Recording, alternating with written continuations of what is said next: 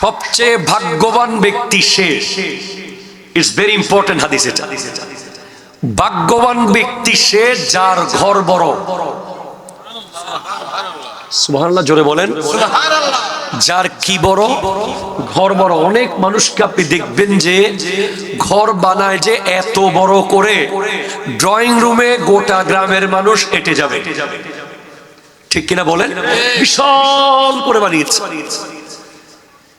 এরপর আপনি দেখবেন যে অনেক মানুষ ইচ্ছে করে ঘর ছোট বানায়, অথবা শহরের ছোট বাসা নেয়, যেন গ্রাম থেকে কোনো আত্মীয় স্বজন আসতে না পারে।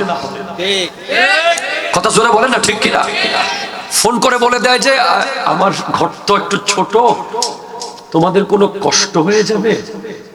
আচ্ছা আচ্ছা, দেখি কিভাবে কি করা যায়। মানে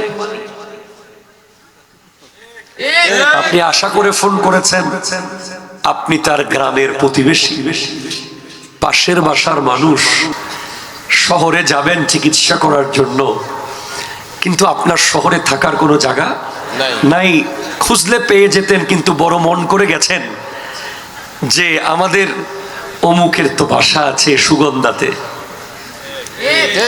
চাঙ্গা আবাসিকে, অমুকের তো বাসা আছে কুলসিতে, ওখানে গেলে বোধহয় থাকতে পারবো। মন খুশি করে নতুন ব্রিজ পর্যন্ত গেছেন, যাওয়ার পরে ফোন দিয়েছেন, বদ্দা আইদি অনর বউর একখানা ডাক্তার দেখা ফেললাই, বাসা হন্দিদের ঠিকানা, বাসা হন্দিতে আই তো নাই। কথা জোরে বলেন না, ঠিক কিনা? জোরে বলেন। কি বলে? আমি তো নাই। আচ্ছা বদ্দা, তাহলে ইয়া করেন, আপনার ছেলের নাম্বারটা দেন, ও তো ক্লাসে কোচিং এ আছে, কোচিং এ। তো বাসায় কেউ নাই?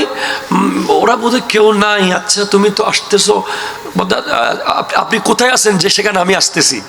ইয়াদে ও বাসা তো একটু গিজাগিজি আর কি, শহরের বাসা তো বুঝো না তুমি, আবার বাইরে ড্রয়িং রুমে এসব জায়গায় থাকতে পারবে, কোনো কষ্ট হবে না তো? তখনই উনি বুঝে গেছে,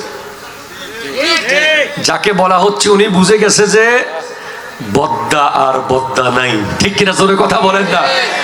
বদ্দাকে হারিয়ে ফেলেছি। অথচ আমার নবী ইরশাদ করতে লাগলেন, সৌভাগ্যবান ব্যক্তি সে যার ঘর বড়। একটু জোরে বলতেছেন না? সুবহানাল্লাহ, জোরে বলতেছেন না? সৌভাগ্যবান ব্যক্তি সে যার গাড়ি বড়, গাড়ি। একটু ভালো বলবেন না? সুবহানাল্লাহ, জোরে বলবেন না? সৌভাগ্যবান ব্যক্তি সে যে যার প্রতিবেশী সৎ।